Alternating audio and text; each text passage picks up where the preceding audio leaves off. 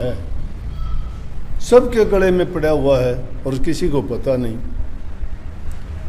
काल ने सबके गले में डाल रखी है। जिस प्रकार से कोई पालतू जानवर रखता है, उसके गले में फांस डाल लेता है, वो कहीं भाग नहीं सके।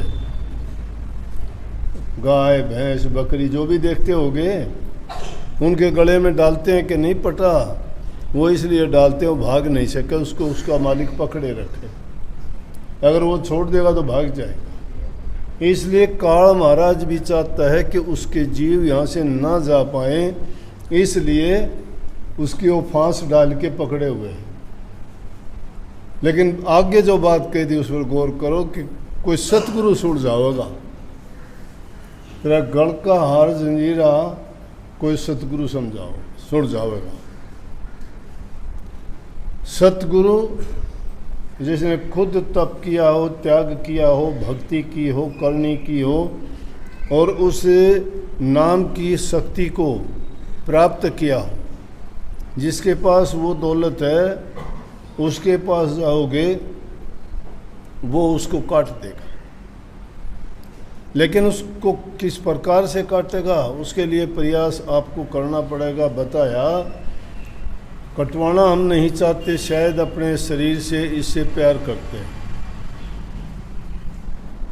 हम इसको, क्योंकि हमें पता ही नहीं है हमारे साथ क्या होता है क्या नहीं होता है। कैसी भूल है इंसान की, कितना बड़ा भ्रम है कि सब जानते हैं कि पैदा हुए हैं, एक दिन ये जीवन चला जाएगा। ये भी पता है कि अगर अच्छे कर्म नहीं किए तो सज़ा मिलेगी। ये भी पता है नेक कर्म करेंगे तो हमें बहुत अच्छा यहाँ भी मान मिलेगा, आगे भी कोई अच्छी जगह मिलेगी। ये भी पता है कि अगर भक्ति करेंगे तो हमें मुक्ति मिलेगी, दोबारा इस मरण देश में बार बार आने जाने में हमें कोई वो नहीं रहेगा, इसका संबंध ही टूट जाएगा। तो इसलिए कहे कि वो हम किस तरह से प्राप्त करेंगे उस चीज़ को।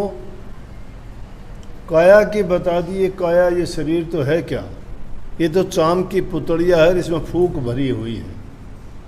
ये फूंक जिस दिन निकल जाएगी या तो रेत की रेत है, मिट्टी की मिट्टी है, क्योंकि ये शरीर हमारा 5 तत्व से निर्मित है, पूरी सृष्टि ही उसी से निर्मित है। 5 तत्व में पृथ्वी, जल, वायु, अग्नि और आकाश, और ये सारे के सारे तत्व हर जीव में हैं।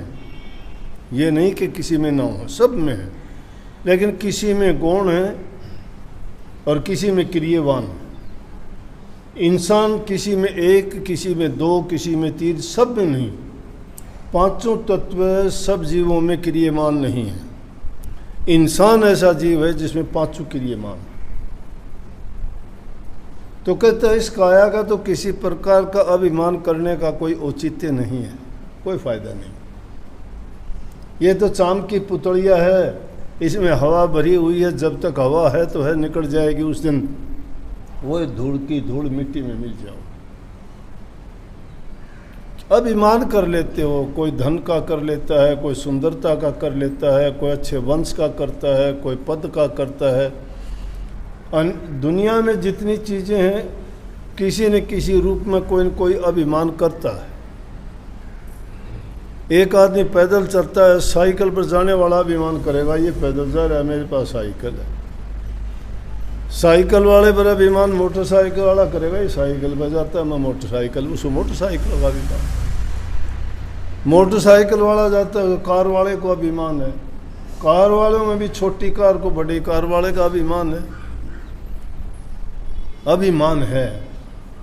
एक कपड़ा पहनता है, दूसरा उससे अच्छा पहनता है, उसको अच्छे कपड़े का अभिमान है। किसी को सुंदरता का, किसी को धन का, किसी बड़े मकान का, किसी को अपने ओहदे का, बड़े अभिमान है। तो इसलिए संतों की भाषा बताई कि यहाँ अभिमान करने के, बड़ा बनने की जरूरत नहीं है। जो बड़ा बनता है, अभिमान करता है, उसकी वही हालत होती है। बड़ा बनना चाहते हो तो भक्ति करके बड़े बनो, वो तुम्हारे काम आएगी। और उसका बड़ा बनने के लिए छोटा बन जाओ, छोटा जो बन जाता है उसको मार नहीं पड़ती। जो इंसान ज़मीन पर बैठा हुआ है उसको गिरने की गुंजाइश नहीं है। गिरता वो है जो ऊंचाइयों पर चढ़ता है, वो गिरेगा। जब ज़मीन पे पहले ही बैठे हुए हो, गिरने की गुंजाइश नहीं, कहाँ गिरोगे? इससे नीचे कहाँ गिरोगे? तो संतों की ये वाणी है कि ऐसा नन्ना होए रहो रे जैसे नन्ही दूब, और घास सब जड़ जाएगी, दूब खूब की खूब, सामन फिर भी आओगा। सामन आने का मतलब यह है कि तुम्हारा जीवन फिर से रोशन और गुलजार हो जाएगा। छोटे बन के रहोगे, अभिमान नहीं करोगे, कर्म का भार नहीं बनेगा, तुम्हारा कर्म नहीं चढ़ेगा कोई भी। क्यों? छोटा आदमी कुछ कर ही नहीं पाता। इसलिए उस मालिक को अगर याद करोगे, उनको ध्यान रखोगे, उनका सुमन करोगे, चिंतन करोगे, याद करोगे, तो क्या होगा कि तुम्हारी बड़ी अच्छी गति होगी। इसका मतलब सावन फिर भी आएगा, फिर तुम अच्छी। सावन आने का मतलब है सावन में हरियाली आती है, ठंडी हवा चलती है, चारों तरफ हरी हरी घास, हरे पेड़, सब प्रकार से बड़ा शांति, पक्षी खुश होकर बोलते हैं, तो खुशनुमा सारा मौसम होता है। इसलिए कहते हैं कि जीवन का सावन कब आता है? इसी प्रकार से जब इंसान के सारे उत्पात छूट जाते हैं और वो अपनी मस्ती में रहता है। जो जिस आदमी की लालसाएं बढ़ जाती हैं ना, उसको शांति नहीं है, चैन नहीं, उसको बेचैन। इसीलिए इससे पहले शब्द गाया था, प्रेम बिरह के बाण मारे लागेंगे किसे हरिजन के। हरिजन कौन होता है? जो हरि की भक्ति करने वाला। जन माने आदमी, हरि माने परमात्मा। जो परमात्मा की भक्ति करने वाले हैं, हमारे वचन और बाण, हमारे वचन के बाण उन प्रेमियों को लगेंगे, वो समझेंगे हमारी बात को। दुनियादारों की समझ की बात नहीं है ये। और उनको लगेंगे क्या? दो चीज़ों के बाण, प्रेम का भी, विरह का भी। ये दोनों चीज़ के बाण जिसको लग जाते हैं वो आदमी बेघर हो जाता है, और विरह का लग जाता है ना, वो बेतन हो जाता है। प्रेम का बाण लग जाता है, वो अपना नहीं होता, वो प्रेमिका हो जाता है। उसमें अपनी शुद्ध बुद्ध खो जाता है, चाहे वो मरो जीवो कुछ भी हो, लेकिन उसको उसके सिवाय कुछ दिखाई नहीं देता प्रेम। लेकिन यहाँ उस सच्चे प्रेम का जिक्र है कि वो प्रेम तुम प्रभु से करो। दुनियादारी की अगर किसी चीज़ से प्रेम करोगे, वो ख़त्म होने वाला है, टूट जाएगा। जब कुछ औगुण देखोगे, कोई हीनता देखोगे, कोई कमी देखोगे, शारीरिक कमी आ जाएगी, प्रेम खत्म हो जाएगा। प्रेम नहीं है वो, प्रेम नहीं है। प्रेम सच्चा दिल से होता है, और दिल से जो प्रेम किया जाता है वो टूटता नहीं है कभी। और दूसरा हो गया विरह। विरह जिसको लग जाती है उसको वो अवस्था नहीं देखता, उसको दुख दर्द में, विरह में भी वही याद आता है, प्यार में भी यही याद आता है, खुशी में भी यही याद आता है, तन्हाई में भी विरह, तन्हा हो जाता है इंसान। और सच्ची तन्हाई है प्रभु के नाम में, जिसको तन्हा हो जाए, जिसके वो विरह बाण लग जाता है, वो उसी को याद करता है। उसको दुनियादारी के रंग फीके और नीके और तुच्छ नज़र आते हैं, उसको नहीं चाहिए वो रंगरास, उनको नहीं चाहिए। दिखावे के लिए सारी चीज़ करते हैं, लेकिन अंतर मन से वो चीज़ों से उपरामता प्राप्त कर लेता है, बरी हो जाता है। इसीलिए उसमें आगे भी कही कि ऐसी करनी करके जाओ जिस प्रकार से करनी। कबीर साहब अपने जीवन की कहते हैं कि जैसी ऐसी करनी कीजिए रे जैसी की कबीर, तान दुपट्टा सो गया। कबीर ने क्या की? उस टाइम में हिंदू और मुसलमानों के दोनों के आपस में झगड़े होते थे। जुला जाति में पैदा हुए थे कबीर साहब। कहते तो हैं कि एक फूल के ऊपर नैन तारा तालाब में मिले थे। एक कुमार और कुमारी गए थे मिट्टी पानी लेने के लिए, तो उन नैन तारा तालाब में काशी जी के पास में उनको फूल पे तैरते हुए मेरे कबीर साहब को ले आए। अनेकों कहानी बात बताई गई, बढ़ा चढ़ा के भी कही गई, या जैसी भी थी, कम और कमज़ोर बात क्यों कहें, संतों ने जो कही वो सत्य हैं वो बात। तो कबीर साहब का जीवन ऐसा था कि उन्होंने सब भरमों का पाखंड मिटाया, आडंबरों को मिटाया, लोगों के भय और भ्रम निकाले, सत्य का प्रचार किया और वो करके दिखा दिया, लोगों के सामने करके दिखाया। कोई वो उन्होंने जादूगरी नहीं दिखाई, कोई उन्होंने करिश्मे नहीं दिखाए, लोगों को प्रकट करके कुछ नहीं बताया। पूरे जीवन अपने काम में लगे रहे, लेकिन जो जीव आए उनके लिए सत्य का मार्ग उन्होंने दिखाया, सत्य का प्रचार किया, भक्ति का सही रास्ता जिससे जीव का कल्याण वो बताया। मुसलमान उसको पीर कहते थे, हिंदू उनको अपना संत कहते थे। हिंदू उनको संत मानते थे, मुसलमान उनको पीर कहते थे। तो दोनों का झगड़ा था। कई बार अनेकों ऐसे काम भी आए कि उस कबीर साहब के साथ में अनेकों ऐसी बात हुई कि उन्होंने बहुत यातना सहन करनी पड़ी। ब्राह्मण उन्होंने कहा कि ये प्रचार करता है, इसका गुरु नहीं है। उस बात को मिटाने के लिए कबीर साहब ने रामानंद जी को गुरु बना लिया, लेकिन फिर भी मुसलमान उसको पीर मानते रहे। अब अंत समय आया तो दोनों का झगड़ा हो गया, हिंदुओं का और मुसलमानों का। 4 प्रकार के दाग हैं पूरी दुनिया में, और 4 प्रकार के दाग भी क्या हैं? 5 तत्व हैं। 5 तत्व में एक तो आकाश तत्व का जिक्र ही नहीं है। 4 मुख्य तत्व जो बाह्य रूप से हमें दिखाई देते हैं, दाग 4 ही प्रकार के कर दिए। पहला दाग करते हैं मिट्टी तत्व है, मिट्टी में दबा देना। साधु लोग, काफ़ी जातियां ऐसी हैं जो मरने के बाद कब्र बना के उसमें दबा देते हैं। दूसरा ये हो गया मिट्टी का दाग। दूसरा दाग है जल का। क्या मुर्दे को क्या करते हैं कि ले जाके किसी पवित्र नदी में प्रवाह कर देते हैं। आज से 30-35 साल पहले मैं गया था इलाहाबाद में, तो वहाँ जब देखे पहले त्रिवेणी का स्नान करके आए थे, तो वहाँ पहुँचे किनारे पे देखे मुर्दे तैर रहे हैं पानी में, चील कौवे खा रहे हैं उनको। पूछा भाई ये, बोला कि जल प्रवाह कर देते हैं, थोड़ा अग्नि में डालते होंगे, थोड़ा बहुत करके उसको फिर पानी में बहा देते हैं। दूसरा दाग हो गया। तीसरा दाग होता अग्नि का, वो हिंदू लोग करते हैं, जला देते हैं सबको, लकड़ियाँ इकट्ठी करके और उस शरीर को जला देते। बहुत अच्छा दाग है, सबसे अच्छा दाग है ये।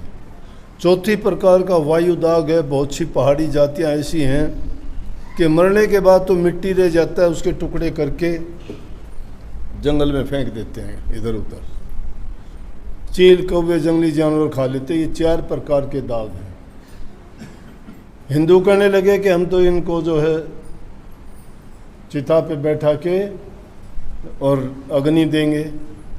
मुसलमान कहने लगे कि हम तो कब्र में दबाएंगे। आकाशवाणी हुई कि झगड़ा मत करो, और तुम चद्दर से ढक दो, थोड़ी देर के बाद में देखना। तो इसीलिए तान दुपट्टा सो गए। वो तान दुपट्टा ये सोना था कि वो दोनों हिंदू वीर मुसलमान दूर चले गए। वो ये आकाशवाणी सुनने के बाद में, और जब चीर उठाया गया, जब वो चीर उठा के देखा गया तो फूलों की 2 जगह ढेरी मिली, और आकाशवाणी हुई कि एक तरह हिंदू ले जाओ और एक मुसलमान ले जाओ, जो तुम्हें करना हो करो। ये उनका था। तो इसीलिए कि उन्होंने रखा अमर शरीर। अमर शरीर तो दिखाया ही नहीं, कहाँ गया क्या हुआ। उन्होंने फूल के 2 ढेरी समान रूप से बराबर कर दी, और उनका झगड़ा मिटने के लिए कबीर साहब ने ये किया। तो ये वाणी ये कहती है कि इस शरीर का कोई गर्व ना करो, कोई अभिमान ना करो। इस शरीर से वो काम लो जिससे तुम्हारा हित होता है, वो काल की जंजीर गले से कट के दूर हट जाए, तुम सदा के लिए इससे मुक्त हो जाओ। ये वाणी का थोड़ा सा सार मैंने बताया। तो ये है। और ये जो दाग थे हमारे बहुत अच्छे सोच समझ के ये दाग हैं। अग्नि का दाग मैंने सबसे उत्तम क्यों बताया कि जीव इतने दिन तक इस शरीर में रहता है ना, शरीर छोड़ने के बाद भी वो मजबूरी है, क्योंकि ये कुदरत का लेख है, वो जीव का निश्चित है जितने दिन उस शरीर में रहेगा रहेगा। लेकिन जब शरीर उसका छूट जाता है और वो वायु रूप है, वो रूह फिर भी उसको शरीर को देखती है जिसमें रही, इतना जल्दी छोड़ने को मन नहीं करता ना। अगर तुम रात किसी एक झोंपड़ी में भी बिता दोगे, छोड़ के जाओगे, सारी जिंदगी उसको नहीं भूल पाते। तो इतने दिन वो रूह इस शरीर में रहती है, वो इतनी जल्दी छोड़ के नहीं जाती, निकल जाती है इससे। मुर्दा जब तक रहता है उसको देखती रहती है उसके साथ क्या बीतता। दाग जब दे देते हैं, दाग दे के इसीलिए तो सारे घर आते हैं बाद में कि उसको अग्नि दे के, जब अग्नि में उस शरीर जड़ जाता है, वो रूह भी छोड़ के चली जाती है। ये घर उसका छूट जाता है, उसको कोई नई जगह मिल जाती है। वो संसारी जीवों की बात है। लेकिन जिन्होंने गुरु से नाम की दीक्षा ली और जिसकी जंजीर कट गई ना, उसको नए घर की ज़रूरत नहीं, वो मुक्ति धाम में सीधा प्रभु के चरणों में चला जाता है। वो उसी टाइम चला जाता है, बस जाने से पहले ही चला जाता है। क्योंकि सत्संगी जिसने अभ्यास किया है और जब उसका वक्त आता है तो उसको पता लगता है, चाहे वो शरीर की तकलीफ़ हो, ज़बान से कुछ भी बोलता हो, लेकिन अंदर से रूह उसकी जुड़ जाती है सत्य पर उसके चरणों में।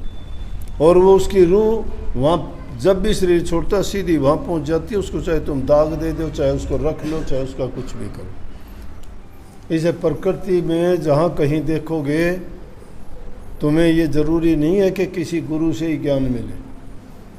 ज्ञान तुम्हें सूर्य से भी मिलता है, ज्ञान तुम्हें चाँद से मिलता है, ज्ञान तुम्हें अंधेरी रात से मिलता है, ज्ञान तुम्हें सुबह होने से, शाम होने से, उनकी लालिमा देखने से, बरसात के होने से, बादलों के आने से, ऋतु परिवर्तन से, फूल पौधे फल लगने से, हर चीज़ में, पर्वत नाले, सब चीज़ों से। और सब चीज़ों में जीव है। तुम अगर सोच के देखोगे, अगर गौर करोगे, तो मैं कहता हूँ पत्थर भी बोलते हैं, पेड़ भी बोलते हैं, पौधे भी बोलते हैं, बात कर सकते हो उनसे। लेकिन तुम्हें करने को और उनकी भाषा समझने में बड़ी देर लगती है, क्योंकि तुम्हारा मन चंचल मन इतुत्फुर है, पतिवर्त जनाव है। चंचल मन तो रुकता ही नहीं है। कभी गौर करके अकेले पड़े में जब हो तो कर लेना बात, बताएंगे तुम्हें। आज चाहे तुम स्वीकार ना करो, लेकिन एक वक्त आएगा, ये साइंसदान और वैज्ञानिक सिद्ध करके दिखा देंगे कि पत्थर